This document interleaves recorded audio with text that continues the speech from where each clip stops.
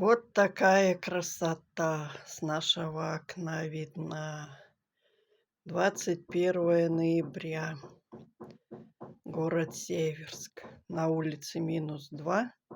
Ощущается как -12. Вчера все таяло, а ночью выпал снег. И такая красота. Красиво же, красиво. Снежком все припорошило.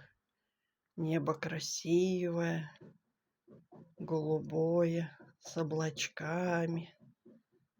Город вдалеке.